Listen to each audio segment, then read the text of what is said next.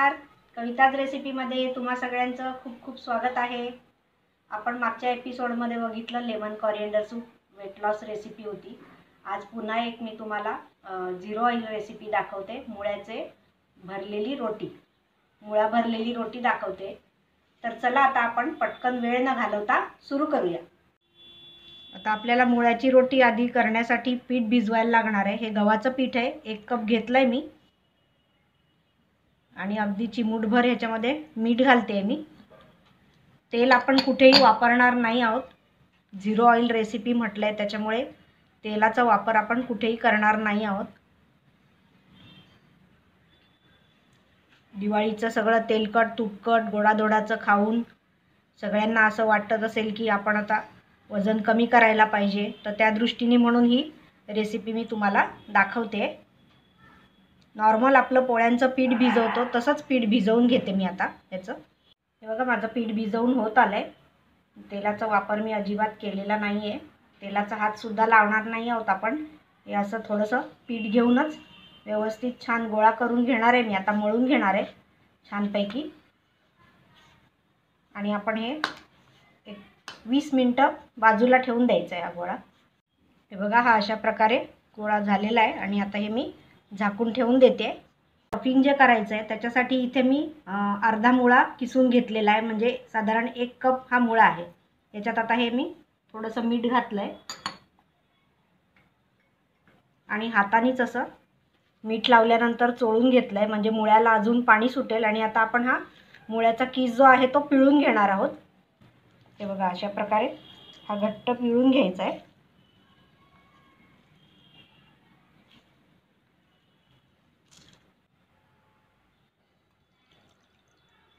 हे बघा एवढं पाणी निघालं आहे मुळ्याचं पिळून. हे आता अशा प्रकारे घट्ट पिळून घेतला आहे आपण मुळा. हे बघा आता सुट्टा झाला आहे हा मुळ्याचा किस. आणि याच्यात आता आपण काय करणार आहोत, असा बारीक चिरलेला कांदा घालते मी इथे. 2 ते 3 चमचे बारीक चिरलेला कांदा घालायचा आहे. आणि मीठ आता अगदी थोडं घालायचं आहे, कारण की मुळा पिळताना आपण मीठ घातलेलं आहे. आणि इथे ही अर्धा चमचा आमचूर पावडर आहे ती घालते. अर्धा चमचा ही लाल तिखट आहे ते घालते. आणि ही थोडीशी कोथिंबीर आणि मुळ्याचा हिरवा पाला असतो तो मी स्वच्छ धुवून आणि बारीक चिरून घेतला आहे ते घालतोय आपण. आणि आता हे हलक्या हाताने चमच्याने असं मिक्स करायचं आहे. पाणी सुटू द्यायचं नाही आहे आता आपल्याला याला, कारण पाणी सुटलं तर आपलं स्टफिंग मग बाहेर येईल. बघा 20 मिनटं झाली आहेत. आपलं पीठ आता चांगलं मुरलेलं आहे. आता याला वरून थोडंसं पीठच बुरबुरवते मी आणि पुन्हा एकदा थोडंसं छानपैकी मऊ गोळा करून घ्यायचा आहे, मळून घ्यायचा आहे छान. एरवी आपण तेलाचा हात लावतो, आज आपण अजिबात तेल वापरत नाही आहोत.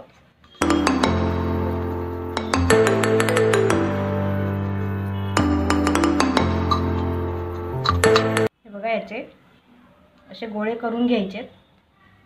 पोळीच्या पेक्षा मोठे गोळे करायचेत. मीडियम साईजचे गोळे करून घेतलेत. आता आपण लाटायला घेऊया.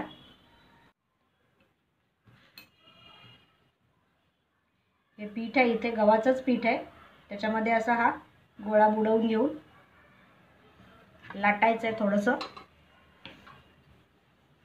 हे बघा हे साधारण एवढं लाटून घेतलं आहे मी. आणि आता हे आपलं काय करायचं आहे, सारण जे आहे आपलं त्याच्यात थोडंसं हे गव्हाचं पीठच बुरबुरवायचं आहे, की जेणेकरून आपलं स्टफिंग आतलं बाहेर येणार नाही. अगदी थोडंसं अर्धा चमचा. आणि हे असं हलक्या हाताने परत मिक्स करून घ्यायचं आहे, म्हणजे त्याला पाणी नाही सुटणार. हे इतर वेळीसुद्धा तुम्ही जेव्हा पराठे करत असाल आणि आतलं स्टफिंग जेव्हा असं असेल त्यावेळेला तुम्ही ही आयडिया करा. बघा तुम्हाला फरक जाणवेल, स्टफिंग बाहेर येणार नाही तुमचं.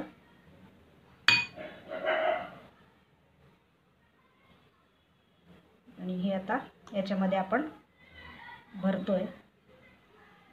मुळा असा खाल्ला जात नाही, त्यामुळे अशा प्रकारे जर तुम्ही मुळ्याची ही भरलेली रोटी लहान मुलांपासून मोठ्यांपर्यंत जर सगळ्यांना करून दिली तर अतिशय आवडेल. आणि हे आता मोदकाप्रमाणे आपण बंद करायचं आहे.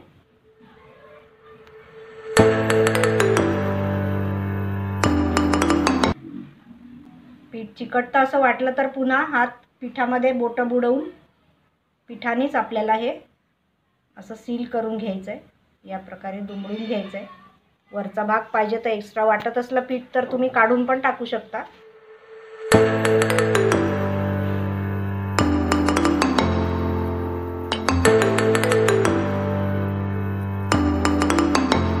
जोर देऊन लाटू नका, हलक्या हाताने लाटायचे. थोडंसं वरती पीठ बुरबुरवा. ही रोटी खूप पातळ करायची नाही, जाडच ठेवायची आहे, कारण जास्त मोठी करायला गेलात तर मग ते स्टफिंग बाहेर येईल. आणि रोटी म्हटली की थोडीशी जाड असतेच ती. ही रोटी लाटून झाली आहे माझी. इथे मी बाजूला ठेवते. आता दुसरी लाटून घेते मी. बघा दुसऱ्या ह्याच्यात पण भरलेलं आहे स्टफिंग. हे बघा आपल्या 2 रोटी लाटून झालेल्या आहेत. आता आपण भाजायला घेऊया. इथे मी नॉनस्टिक तवा तापवत ठेवला होता आणि आता त्याच्यावर ही आपण रोटी घालतोय. गॅस मीडियम ठेवायचा आहे. जास्तीचं पीठ असेल तर तुम्ही असं काढून टाका. ते हे अशा प्रकारे एक्स्ट्रा पीठ आपण काढून टाकू शकतो. बघा आता उलटते मी.